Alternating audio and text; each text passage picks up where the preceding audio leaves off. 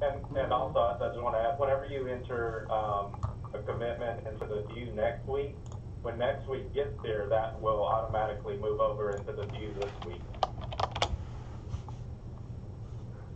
So, but in order to mention, I couldn't hear.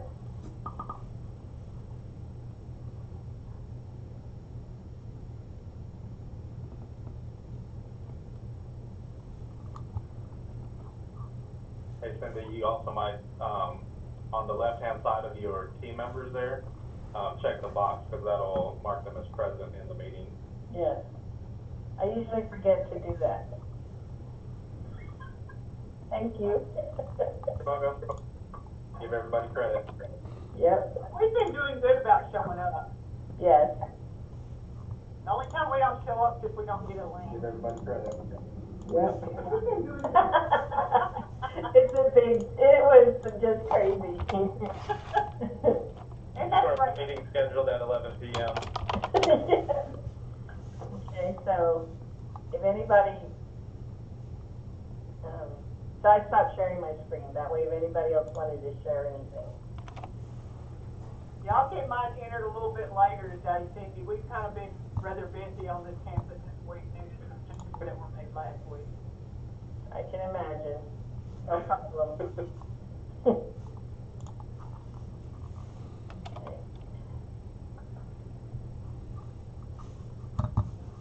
And so if I understand the 40X OS system and the purpose of the WIG meetings correctly, the main reason for this meeting that we're having with all the leads every week is just to get commitments and to do a quick follow-up on things, not really to drag things out too far, but just touch base with everybody, get all the leads will get commitments from the SDCs, as well as SDCs will get the lead commitments, and then we'll just move on with it all. That's really, yes, you are correct. I mean, it shouldn't be a drawn out 1 hour long meeting. It's, do you have any questions? How can we help you? Have you met 100% your lead measure? If that's the case, which will happen, then, there's, most of us have lead measures to work on. So, I mean, there's always something you can work on. This is just a very small part of what we're overall doing. Classroom is, of course, most important. Our students are more important. So that's why this should be just real simple, very minimal, but it needs to be done on a weekly basis. Now, if for any reason, like Carolyn said, they've been very, very busy, you don't have to meet your WIG each week. It's okay, life happens. So don't feel guilty that, you know what, I did not contact graduates. I did not contact an industry partner this week. It's okay. Okay, and this is coming from our people to tell you guys it's okay. It just can't not be not done, but life happens. It gets pretty busy. So don't feel guilty about not meeting your WIG for a week or two, okay? Catch up. Cindy went away. I went white. No, I thought the meeting was adjourned. Okay, Michael. That was your drop the mic moment. Yeah, it was drop. Okay. This is Jennifer, Cindy's coach, and I agree with Emmanuel that these meetings are just supposed to be like a quick round robin. These are our commitments this week, yes or no, we did them, this is what we're going to do next week. And like she said, if it's been a crazy week, to say we were unable to meet our commitments this week, but next week we're going to step it up. So if everybody just wants to take a minute to go around and say their stuff, then we can probably be done real quick. Okay.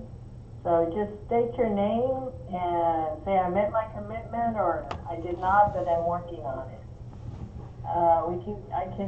Let me go through, let's see. The first person on my screen is Carolyn. I'm not sure if we met our commitment because our meeting was canceled on Monday, which we usually have. And so I need to get with everybody individually and see where we are. Like I said, it's been a wild and crazy week over here so far. Next week's gonna be better. Okay, thank you, Caroline. Christina? So I'm asking Patty Odom, because she's the one that does all the, commitment stuff, contacted, she is doing our commitments every week. She contacted one advisor and one student this week to check on them. Sorry, she's contacting one advisor, she's contacted all the students, so those are done. But, yeah, she's meeting the commitment stuff. Okay, thank you. Derek, you're next on my screen. I plead the fifth. No problem. We're just now getting going here. We got a little catching up to do. Yeah, because Derek, correct me if I'm wrong. Y'all started kind of meeting to talk about it and get the ball rolling. So I think something about getting the scoreboard kind of finalized.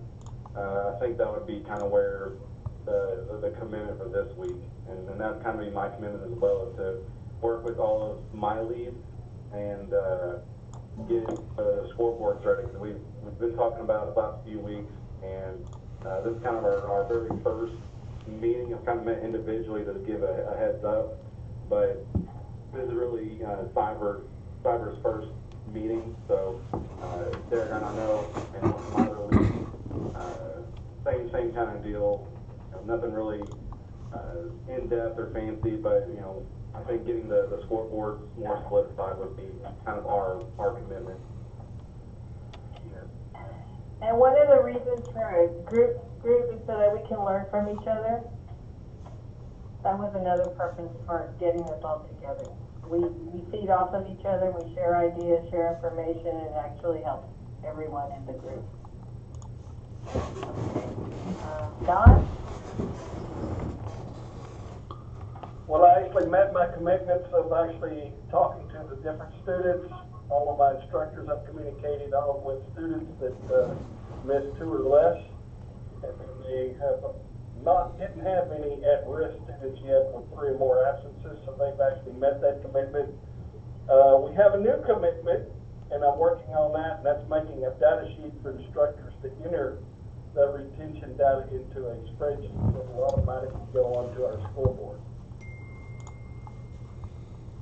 Cool, thank you. Edna? Can't hear you. You're muted. You're muted. Can you hear me now? Yes. Okay. I contacted my last 2 graduates to find out if they were employed yet. They're employed, but only part-time. So I'm going to go back with them again to find out how they're doing and giving them more information about full-time positions. But so far so good. Just those last 2 I've got a job for. Thank you. Right, and that's what I did was, like on page 66, in that book, the visual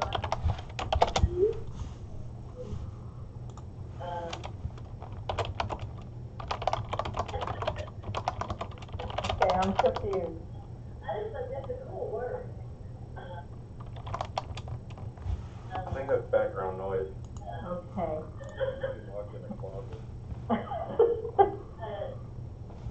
Yeah, it's like an analysis, Is that Julie's office? This is really informational. Oh, I've got somebody talking on the phone in my office too. Okay. I'm sorry, I didn't. That's okay. Do you want to give us your report? I've learned how to tune them out better. I'm hearing it. Okay, can y'all hear me okay even with that going on? Yes. Okay, so my commitment was to follow through with one of our graduates and try to help them with the job search process. I did do that. I actually got to meet with one of our graduates and spent a lot of time reviewing, giving him feedback on his resume, cover letter, as well as some job search skills. So my commitment was met and my scoreboard was updated. And for next week, I'm planning on contacting another graduate, trying to contact another graduate and follow through with them on that. As far as my meeting, we did have a meeting, our weekly meeting was yesterday.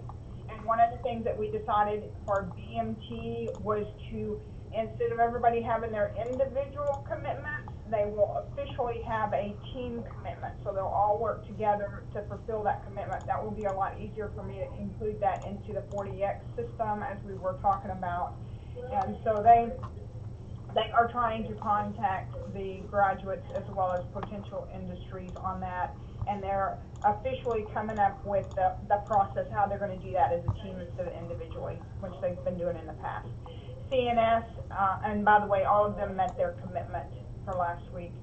CNS, they still do have the individual commitments, but I will talk to them to see if they also want to combine as a team to make the process flow smoother. But as of this week, they were administering the test to help their students. They're administering practice tests to help their students pass those certification exams, and all their commitments were met and scoreboards updated. Thank you. JJ?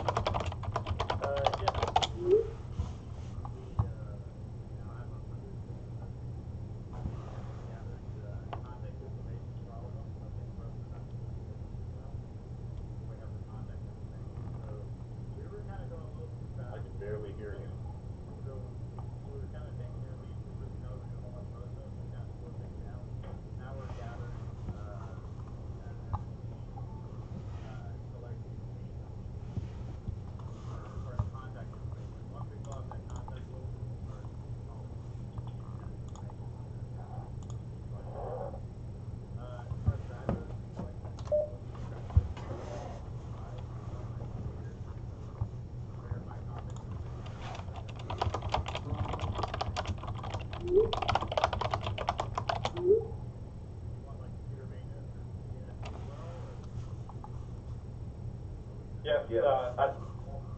Yes, I'd like CMT, since we have you on the line.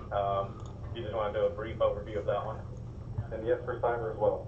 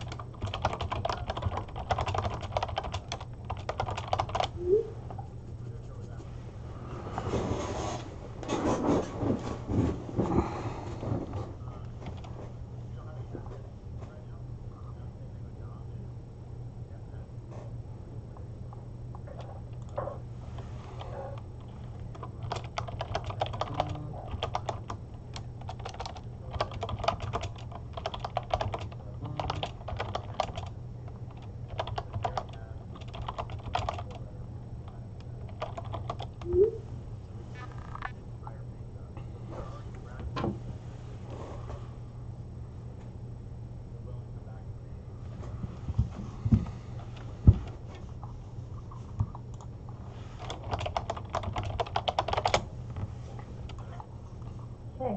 JJ. Thank you.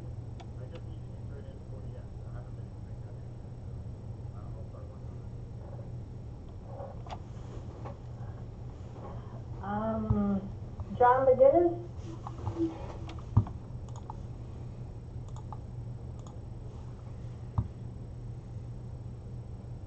We can't hear you.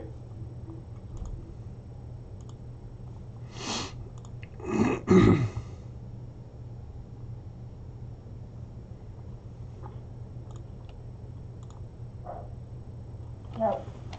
We'll come back to John. And the next person, I think, is Michael Lewis. Okay, our lead measures industry partners for hosting internships with our students, and on a bi-weekly basis, we contact 3 local businesses that are industry related. Last week was this week was our off week. The off week is to wait for responses and follow up on having reached out on those contacts. What I will say is that the third week, the last week of May, we had 1 contact. The week before that, there were 2, and the week before that, there were 2.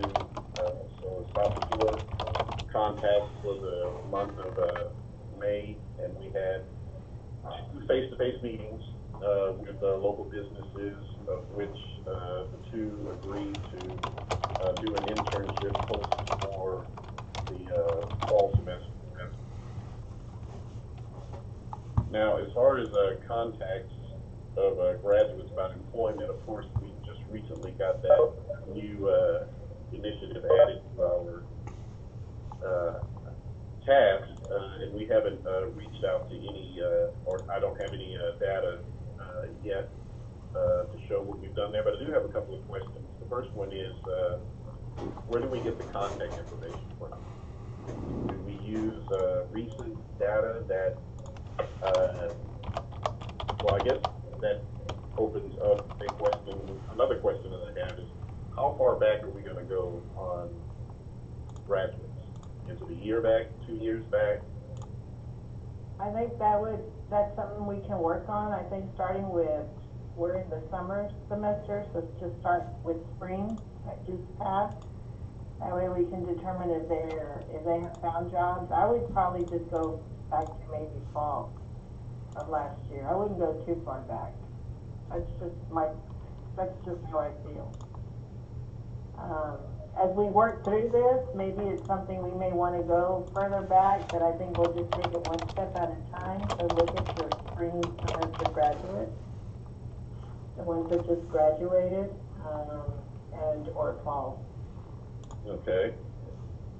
And then we'll just work through it. Depending on the number of graduates you had, we'll determine as well too. So it's a work in progress. Okay, so we're going to only depend on the data that we have ourselves for context with the students, because you know how students graduate, they don't use the same email addresses, right? Don't have numbers. So I would use, you made a contact by phone, that's one contact. They didn't respond. Another contact for the following week is you tried them by email. Because it depends how many graduates you have. So we can tweak it where, if you made 3 contacts, you contacted them by phone, or 2 contacts by phone, by email, and a 3rd email address. That's 3 different types of contacts. Hey, Michael, this is Jennifer. I know Casey, she was unable to join today, but her department, they track the graduate surveys, so she might be able to have different contact information as well. I don't know. Right, because when graduates graduate and fill out that survey. Yeah, they don't use their TSTC email anymore or whatever. Yeah, so but Casey might have some updated information.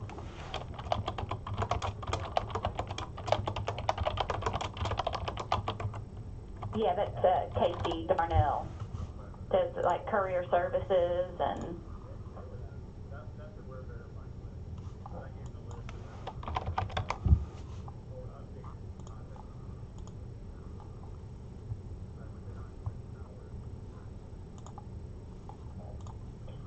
And when you're verifying this information, one of the things that was brought, I think Edna and JJ may have mentioned it to me, is that sometimes they're more willing to share the information with you all as instructors versus career services.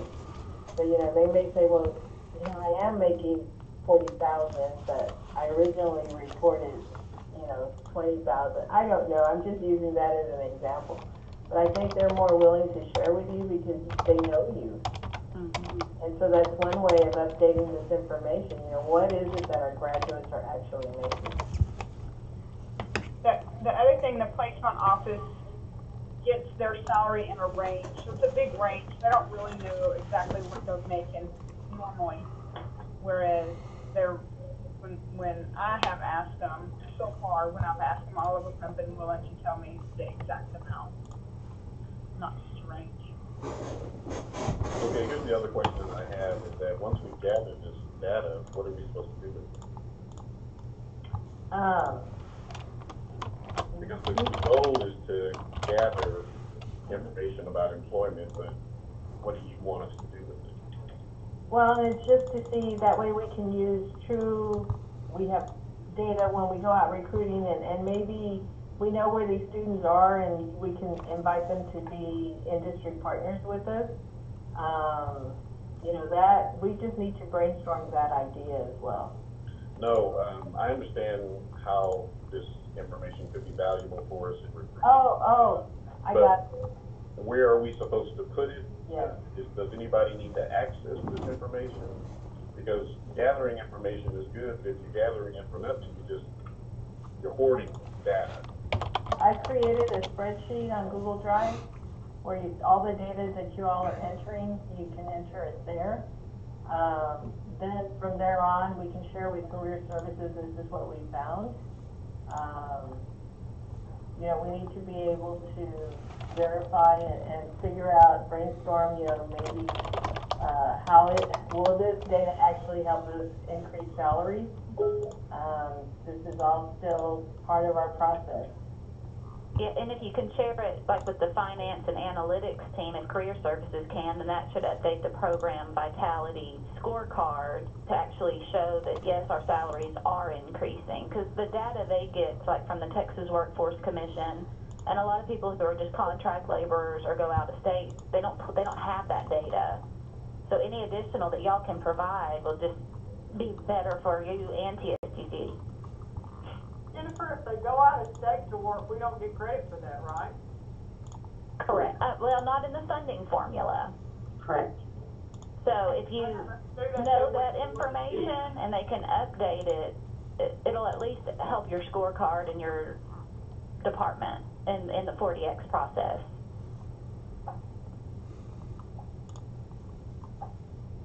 She has a student in Louisiana making some really good money. Wow, that's good. Before he went to work there, he was homeless. Really? He was a veteran. He was homeless. He moved to Louisiana because he got a job over there making $20 an hour. But I can't count him. Oh, wow. You should, well, I mean, it doesn't count in the funding formula, the money we get from the state. But if you can capture that data and share it with Career Services, or even, do you have an analytics person in your area or who helps with y'all? Maybe? Probably not. This is Marshall. Yeah. Well, if you capture in that Google spreadsheet, and then we can make sure Casey, the champion of this wig, she can share it properly. Also, do you guys just want annual salary? You don't want to know anything else other than just bottom line salary?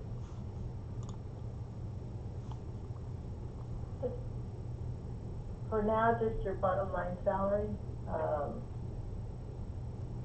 Like overtime, is that what you're asking about? Or No. benefits or what? No, just when we say employment data, we're just talking about salary only.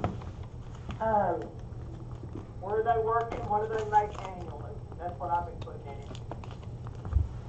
Well, the other thing that I've been adding is that if they're not working, then I'm asking them what they're doing, and a lot of them are going to university. When I ask them whether or not they're taking any classes online or if the program is online, one of the responses that I'm getting is that they don't want to take it online. They're getting the funding to do it face-to-face, and that's what they're doing. So I'm just putting in a justification for why that person is not employed. So that way, if